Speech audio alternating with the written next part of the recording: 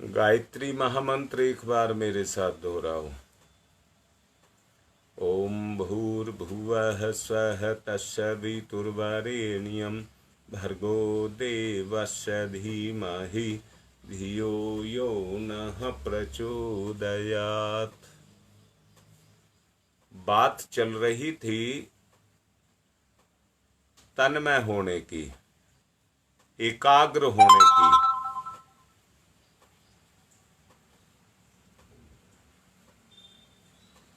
जब तक वो अवस्था अपनी निकल करके नहीं आएगी, वास्तविकता ये है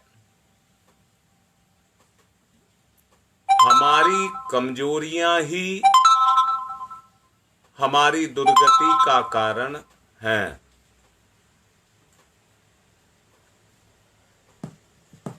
और कमजोरियों से मतलब क्या है? हमारी मानसिक कमजोरी। आदमी दो पैरों के सहारे अपने शरीर की यात्रा को पूरा करता है। कोई भी गाड़ी एक पहिए की नहीं चल सकती।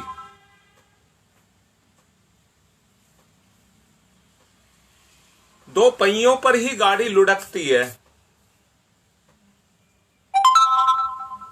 एक पहिए पर नहीं चलती। सामान्य प्रगति के लिए श्रम और मनोयोग, सामान्य प्रगति के लिए श्रम और मनोयोग दोनों करना आवश्यक है।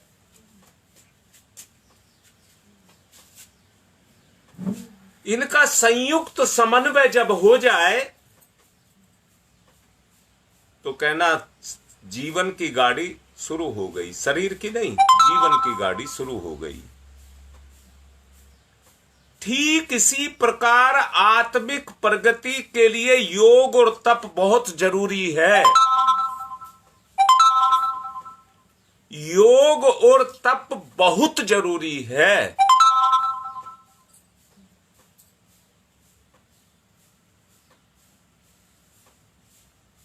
इनसे बच निकलने और सरल पगडंडियों को ढूंढने में आत्म प्रवंचना के अतिरिक्त व्यक्ति को कुछ मिलने वाला नहीं है। सस्ते मोल पर तो कबाड़ी मिलेगा, कोयला ही मिलेगा। हीरे को अगर खरीदना है तो हीरे की कीमत चुकानी ही पड़ेगी।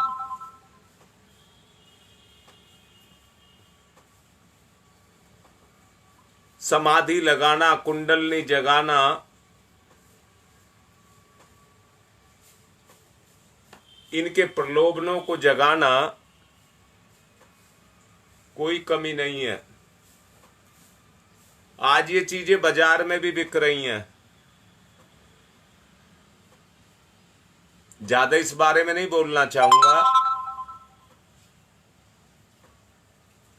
इतना सस्ता इनको मान लिया गया है या बना लिया गया है। अरे ये ईश्वरीय दौलत है, ईश्वरीय दौलत। दुकानदार को उसके माल की कीमत चुकानी पड़ती है, इसलिए ईश्वर के माल को ईश्वर की कीमत पर ही खरीदा जा सकता है। बेटा बनकर के तो लिया जा सकता है, शिष्य बनके, सेवक बनके प्राप्त किया जा सकता है। गुरु और मालिक बनकर के प्राप्त नहीं किया जा सकता।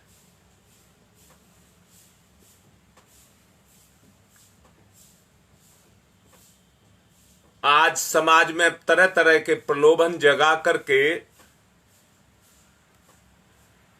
अपने बाजार को गर्म कर रहे हैं।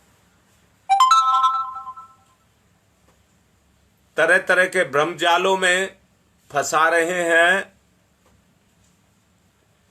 अपनी रोटी आप खानी और अपनी आप पचानी है। आत्मिक प्रगति के लक्ष्य तक अगर आपको पहुंचना है तो वो साधना आपको अपने पैरों के सहारे चल करके पूरी करनी होगी।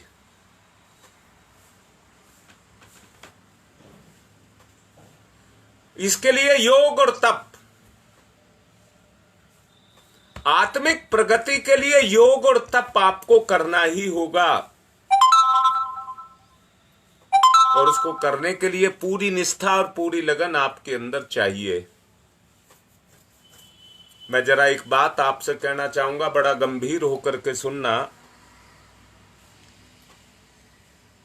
आपके व्यवहारिक जीवन में कुछ कठोरताएं हैं, कुछ सिद्धांत हैं जिसको आप किसी भी कीमत पर छोड़ने के लिए तैयार नहीं होंगे।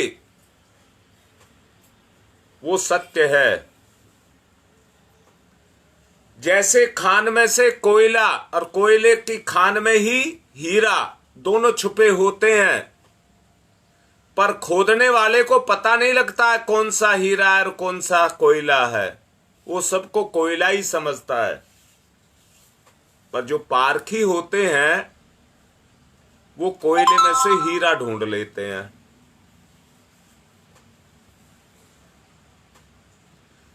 सब कुछ आपके अंदर समाविष्ट है और ये सब कुछ ईश्वर में समाविष्ट है।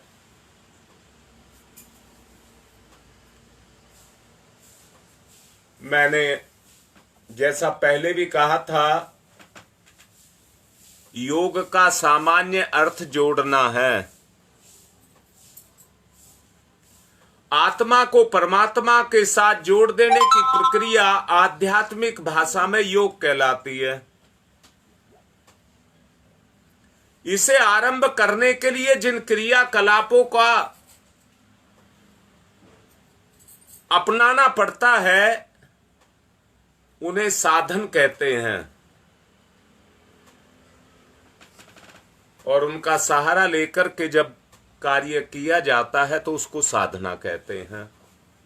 अर्थात साधना अपने आप में छोटा सा उपकरण मात्र है। उसका महत्व इसलिए है कि वो साध्य है, साधक के लिए साध्य है। साधक वो ही है जो उसको साध ले।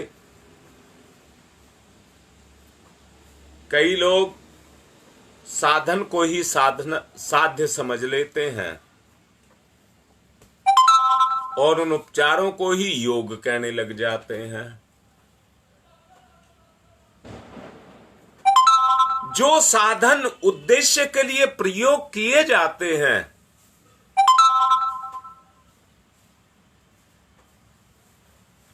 उसके गुण को अपने अंदर जगाना पड़ता है। उस साधन से काम लेने के लिए उस गुण को अपने अंदर जगाना पड़ता है। ईश्वर को अगर आप प्राप्त करना चाहते हैं तो उसका साधन एक ही है, उसमें तल्लीन हो जाना, योग अभ्यास में तल्लीन हो जाना। स्वार्थ नहीं, त्याग के कार्य करना। स्वार्थ के नहीं, त्याग के कार्य करना, वही तप बनता है। वही तप बनता है। और जब तल्लीन हो जाते हो तो वो योग बनता है। योग साधना के कई प्रकार बताए गए हैं।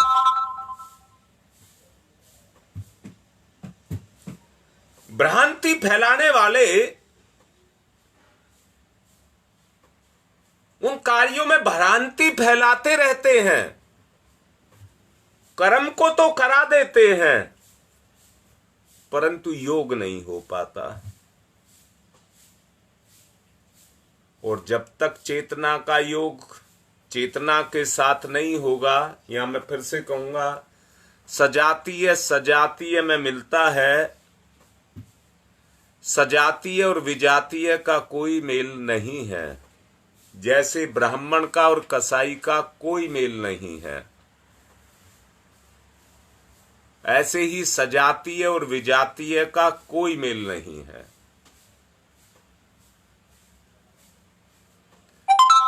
लक्ष्य विहीन साधना जो होती है केवल मनोरंजन परक हो सकती है।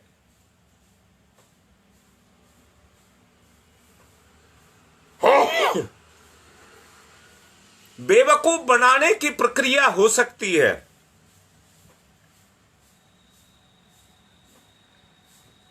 शारीरिक और मानसिक कृत्यों को योगाभ्यास के आधार पर साधन मानना ही पर्याप्त है। उन कृत्यों को ही जादुई मान बैठना और उनकी प्रवीणता मिल जाने पर उसको लक्ष्य मान करके बैठ जाना, वो बेवकूफी है। लो लीन हो जाना, जिस कर्म को किया जाए उसमें लो लीन हो जाए, मन में एकाग्रता आए। बहुत अच्छे से कहना चाहूंगा, एक व्यक्ति दूसरे व्यक्ति तक अपने मनोभावों को पहुंचाने के लिए कागज कलम का प्रयोग करता है। वो कागज कलम उपकरण है और निश्चय ही बहुत महत्वपूर्ण है। अगर हम अपने विचार किसी तक पहुंचाना चाहते हैं, व्यक्ति दूर है और कागज कलम ना हो तो कैसे पहुंचाएं?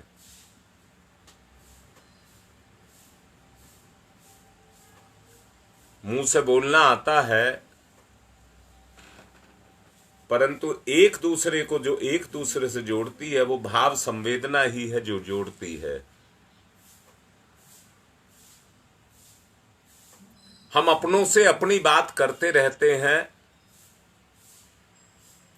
भाव संवेदना ना होने के कारण व्यक्ति सही उद्देश्य से नहीं जुड़ पाता।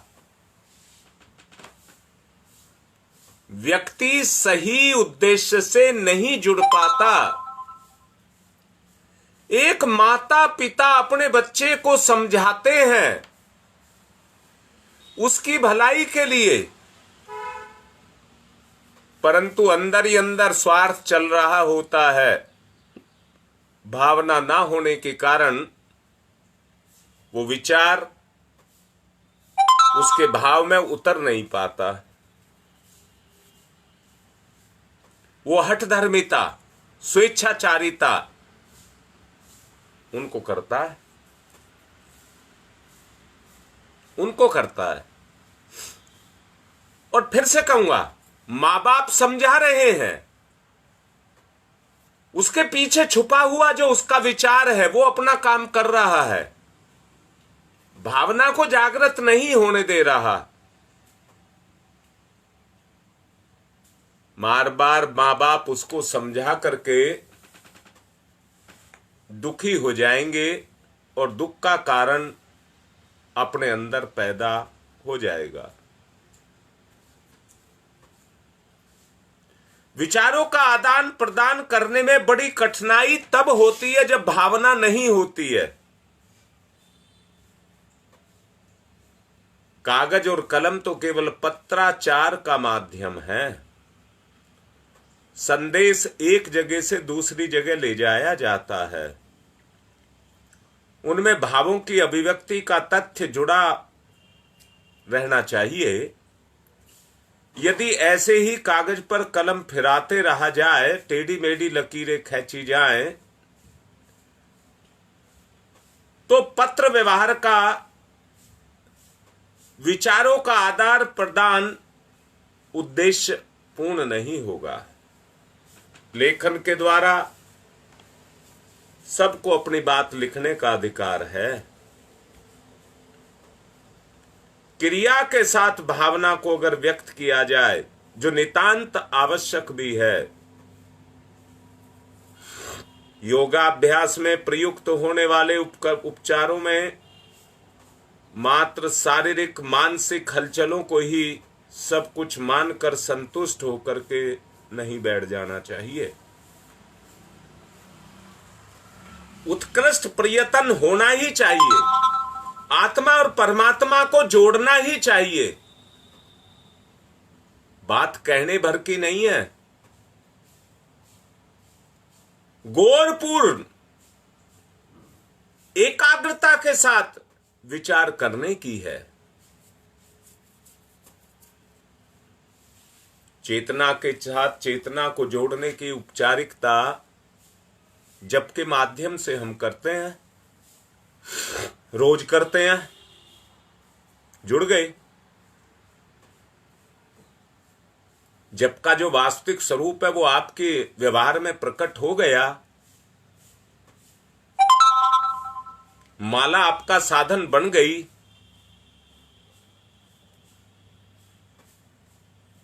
इसलिए मैं आप लोगों से कह रहा हूं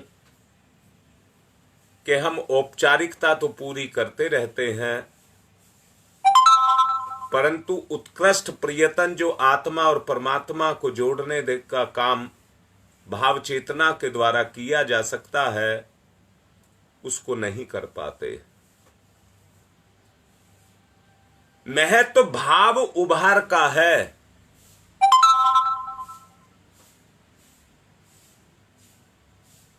प्रयत्न किया जाए, प्रयास किया जाए, जुड़ने का प्रयास किया जाए। इतना समय आपको जुड़े हुए हो गया, अब भावना को तो आप, भावना शब्द को तो आप समझने ही लगे होगे।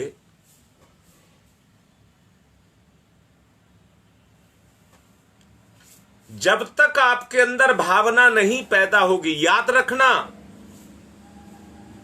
अंदर से एक अपनापन जग करके आता है। इन्हीं विचारों के अंदर से एक अपनापन जग करके आता है, जिसमें व्यक्ति का मान सम्मान समर्पण सब कुछ लगा होता है। महत्व इस भाव उभार का है। जो उभरेगा तो गाड़ी आगे जीवन की खिसकेगी।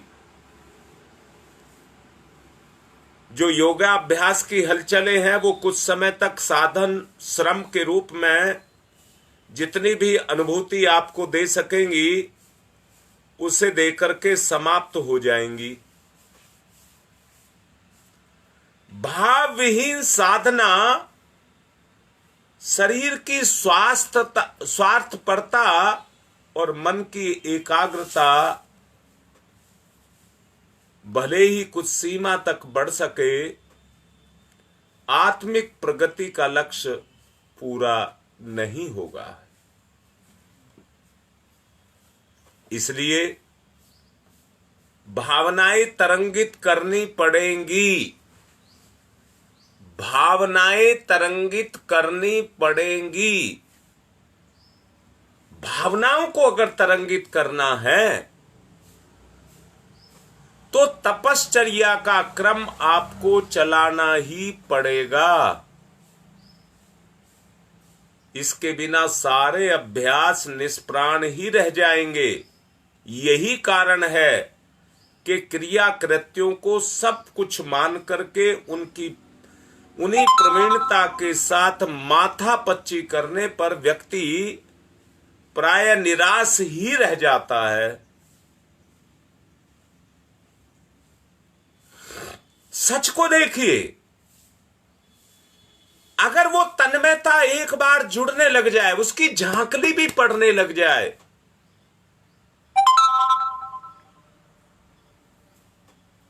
तो व्यक्ति के अंदर वो भाव चाहे क्षणिक हो, क्षणिक रूप में जगने लग जाएंगे। और ये भी दोबारा से कह रहा हूं, इसके बगैर सारे क्रियाकलाप निष्प्राण है, लाश है लाश। लाश की अपनी कोई गति नहीं होती है, सडनी उसकी गति होती है। अपनी गति नहीं होती है उसकी, वो अपने आप नहीं करती है, परंतु विषाणु उसके अंदर अपने आप आ जाते हैं और उसकी दुर्गति करने लग जाते हैं।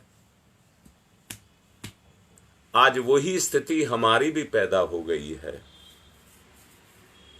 हम दुर्गति को प्राप्त हो चुके हैं। अंदर से देखना,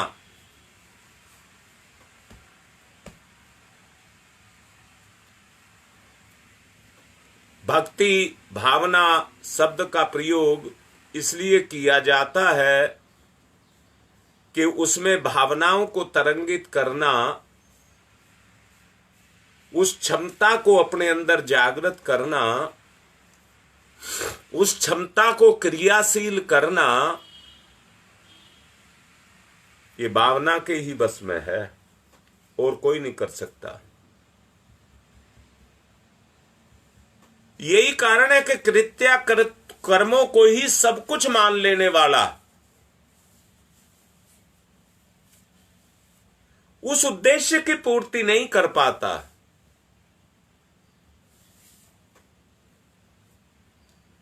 प्रवीणता के लिए माथा पच्ची करने वाला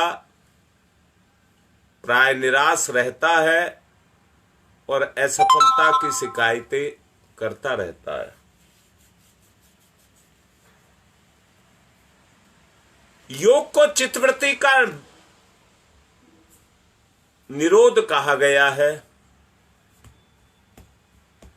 चित्तवृत्ति का निरोध से मतलब है जो चंचलता हमारे मन के अंदर है उसका निरोध। किससे होगा? तपश्चर्या से होगा। चित्त की वृत्तियां प्रेम को, वासना को, तृष्णा को, मोह को, अहंकार को, भौतिक लिप्साओं को, उनकी पूर्ति को सुखद मानती हैं। उन्हीं की इच्छा करती हैं और उन्हीं में निरत रहती है और उन्हीं में ही समाई रहना चाहती है, उन्हीं में रमी रहना चाहती हैं। पानी के स्वभाव की तरह से नीचे गिरना उनकी वृत्ति हो जाता है। लिप्सा और लालसा, लिप्सा और लालसा जहां पर पैदा हो गई वो जीव का पतन करेगी। व्यक्ति पथोन्मुख होकर के अपनी प्रवृत्ति को ऊर्ध्वगामी बनाने के लिए वैसा ही प्रयत्न करता है जैसा कुएं से पानी को खींच करके ऊपर ले जाया जाता है। और ऊपर ही नहीं ले जाया जाता, जरा सोच करके देखना,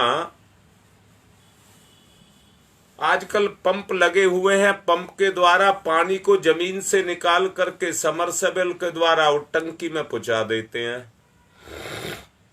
अगर इसी को हाथ से बाल्टी से भर करके खींच करके भरना पड़े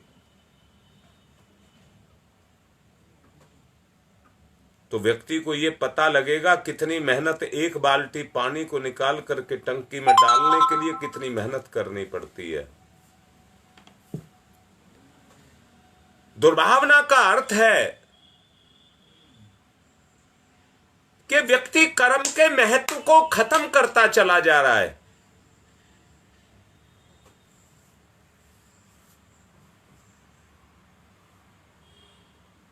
चित्तवृत्तियों का निरोध तभी संभव होगा जब व्यक्ति को किए गए परिश्रम का, प्रयत्न का पता लगेगा कि कितनी मेहनत के बाद कितनी उपलब्धि की जा सकती है। आदि व्यक्ति भौतिक साधनों के कारण अपने शोक मोज ऐश्वर्य को प्राप्त कर रहा है।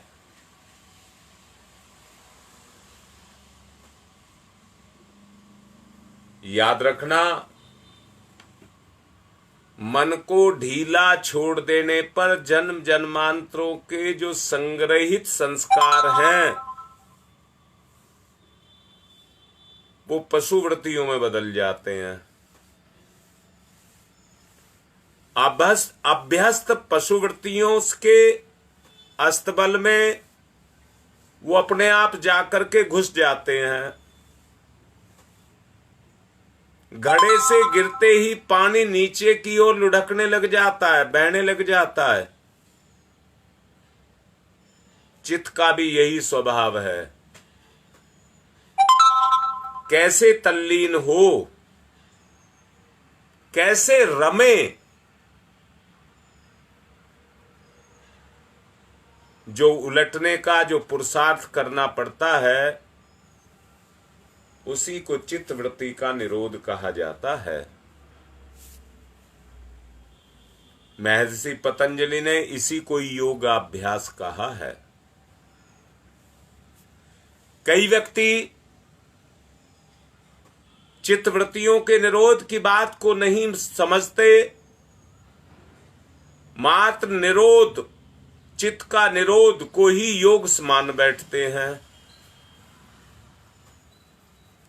उनका प्रयत्न एकाग्रता से होना चाहिए। एकाग्रता होना ही उनकी दृष्टि में योग अभ्यास की सफलता है और उनका ना होना असफलता है। ये भ्रम है, टेम्परेरी है, इसलिए भ्रम है। एकाग्रता एक चीज है और एक धारा दूसरी धारा के साथ मिलना दूसरी बात है। एकाग्रता को अपना महत्व, अपना लाभ और उसका औचित्य उपयोग समझा जा सकता है, पर एकाग्रता को ही योग और उपासना का आधार मान बैठना गलत है। एकाग्रता के भी स्तर हैं, अलग अलग स्तर हैं। मैस्मोरिज्म, हिप्नोटिज्म में भी एकाग्रता की प्रयुक्तता होती है और वो देव प्रतिमाओं के समक्ष उसकी पूजा, आरती, स्तुति, प्रार्थना आदि करते हैं।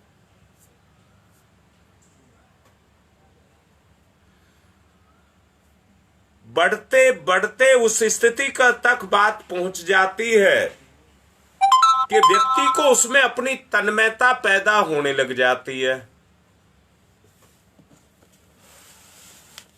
भाव समाधि या विचार की शून्यता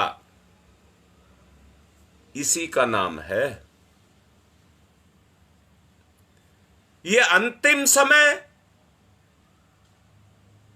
और समय साध्य स्थिति है। लोग इसी को पहले दिन प्राप्त करना चाहते हैं। मन लगे तो भजन करें, उनकी मांग रहती है। ये बिल्कुल उल्टी है। अल्लड़ बछड़ा और घोड़े पहले दिन में ही हल चलाना, तांगा चलाना नहीं सीख लेते। बहुत समय तक उनके साथ माथापच्ची करनी पड़ती है। ठीक उसी प्रकार मन के संबंध में भी यही बात कही गई है। उपासना कृत्यों के बिना मन लगे, चिरकाल तक लगा रहे, पीछे अभ्यास और स्वभाव में बदल जाए और उसकी भी सोच, स्नान, भोजन, शयन आदि की तरह आवश्यकता पूरी होने लग जाए।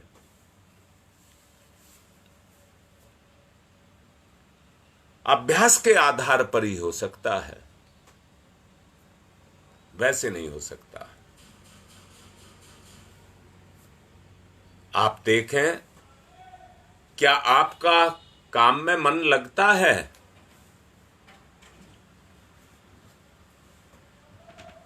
कहीं एक बोझ, मानसिक बोझ तो आपके ऊपर नहीं आ जाता? क्या भारीपन तो आप महसूस नहीं करते?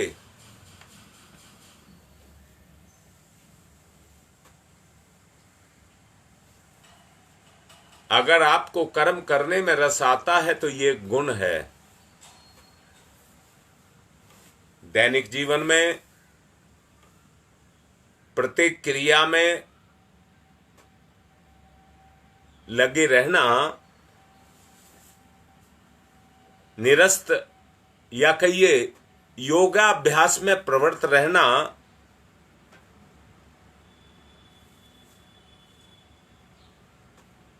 श्रम और मनोयोग के मिश्रण में लगे रहने वाले लाभों का प्राप्त करना, आलस्य से प्रमाद, प्रमाद से उत्पन्न होने वाली हानियों को समझना,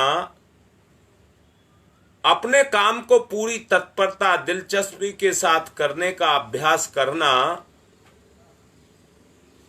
यही स्वभाव भजन के लिए भी मन के रूप में लगना। जो लोग लापरवाही, उदासी और उपेक्षा करते हैं, वो अपने काम करते हैं, उसका भजन भी उसी प्रकार का होता है। भजन भी एक काम है और उसमें मन का लगना एक बात है जिस पर सारा क्रियाकलाप निर्भर करता है।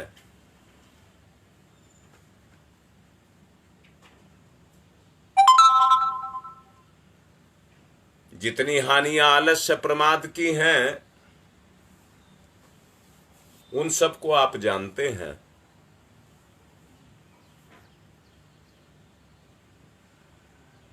जो लोग लापरवाही, उदासी और उपेक्षा करते हैं, वो अपने काम का और उसका भजन भी उसी प्रकार का हो जाता है। भजन करना, उसमें मन लगाना, ये हमारी दिनचर्या की पृष्ठभूमि है, जिसके आधार पर हम अपनी चेतना को कर्म के माध्यम से ईश्वर के साथ जोड़ते हैं। इस दिशा में जितनी चेष्टा होगी उसी अनुपात में कार्य में मन लगेगा। साधन ही भजन के रूप में हर समय काम आएगा और कोई काम नहीं आएगा। चेष्टा करनी चाहिए, प्रत्येक अपने दैनिक कार्य में मन लगाना चाहिए। किसी भी कार्य की उपेक्षा नहीं की जानी चाहिए और किसी भी कार्य को स्वार्थवश नहीं करना चाहिए।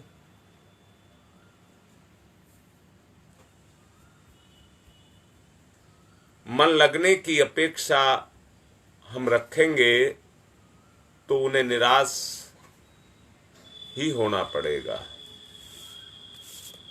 एकाग्रता की स्थिति समय साध्य है।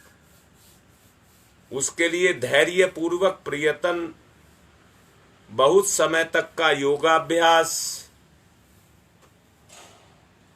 प्रयत्न पूर्वक हमको करना पड़ेगा। ये स्थिति ना आए तो भी हमें उतना हर्ज नहीं है कि जितना समझा गया है।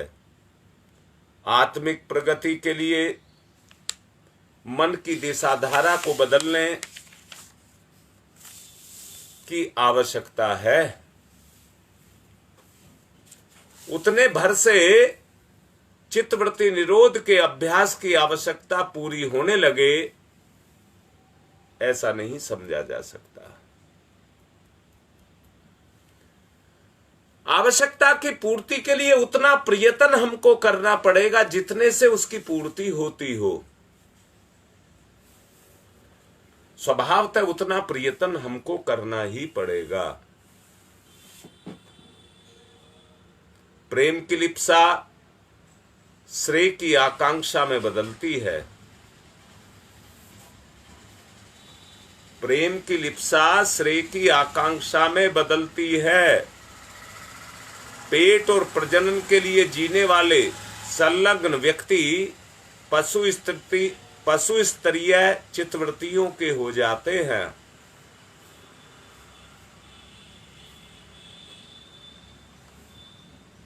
उनका जो आत्मिक समर्पण है वो सांसारिकता के प्रति हो जाता है। पशुवृत्तियां काम करने लग जाती हैं। परमात्मा स्तर तक व्याप्त और विकसित करने के लिए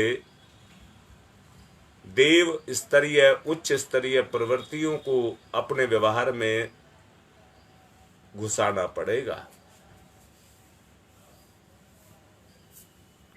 जैसे जैसे वो वृत्तियां हमारे कार्य में आती चली जाएंगी, हमारी भौतिक प्रगति के साथ साथ आत्मिक प्रगति भी होती हुई चली जाएगी। प्रभाव कल्पना क्षेत्र तक सीमित ना रह करके व्यवहारिक क्षेत्र में भावना के रूप में प्रत्यक्ष दिखाई देने लगे।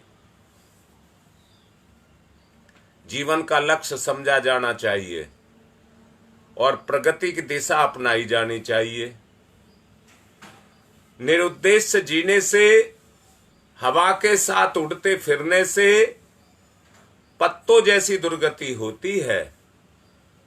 यत्र तत्र सर्वत्र भटकते रहना, पहुंचते रहना, कहीं के नहीं रह जाना है। जीवन का सुनिश्चित लक्ष्य पूर्ण करना, पूर्णता में विकसित करना अपने आप को, आत्मा को परमात्मा के स्तर तक पहुंचाना, उसे कितनी जल्दी समझ पाना, उसको अपनाया जाना, शरीर की रक्षा और परिवार पोषण के लिए उपार्जन और व्यवस्था संबंधी कार्यों के लिए अपनाई जाने वाली रीति नीति को अपनाना, इतने तक सीमित बैठ करके ना रहा जाए। ये ध्यान पूर्वक, गंभीरता पूर्वक सोचा जाए कि सुर दुर्लभ जो मानव जीवन हमको मिला है, कितनी कीमत है इस जीवन की। सच देखिए, हमारे अपने द्वारा ही हमारा जीवन उपेक्षित करके डाल दिया गया है।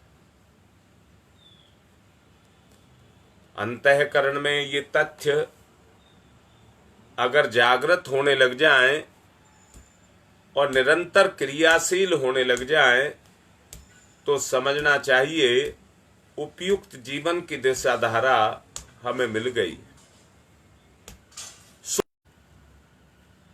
एक दिशा, एक लक्ष्य, एक आकांक्षा, एक यदि निश्चित हो जाए तो फिर शरीर मन को उसी ओर लेकर के चलने के लिए बाध्य करता है। ये तरीका है। धीरे धीरे चलते रहने पर भी मनुष्य देर सबेर मनुष्य वहां तक पहुंचता है जहां उसको पहुंचना चाहिए। और पहुंचा हुआ मनुष्य जब उसको देखता है तो उस पर आश्चर्य करता है। देवताओं का वरदान मिला और उसको मानने लगा। यही दिनचर्या है।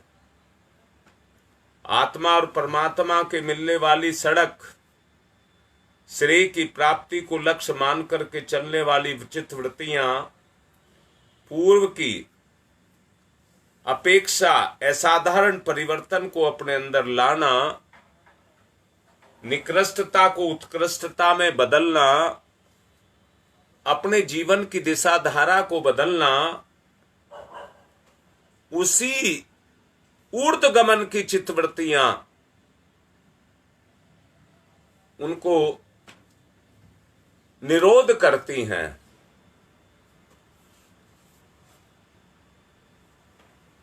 इसलिए देव प्रवृत्तियों के रूप में अपनी स्थिति को योग के रूप में लेकर के जाना। और एक बात और कहूंगा, जब आम व्यक्ति सोता है तब योगी जगता है, जब लोग जागते हैं तो योगी सो जाता है। ये रहस्यवाद है।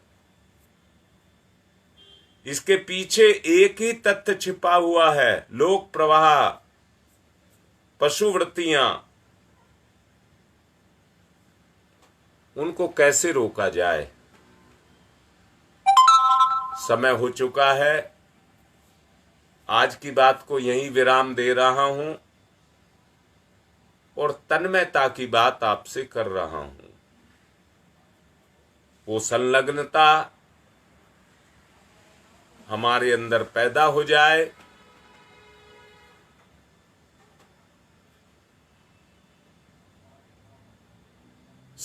सहयोगी के रूप में, साथी के रूप में हम एक दूसरे का साथ निभाएं।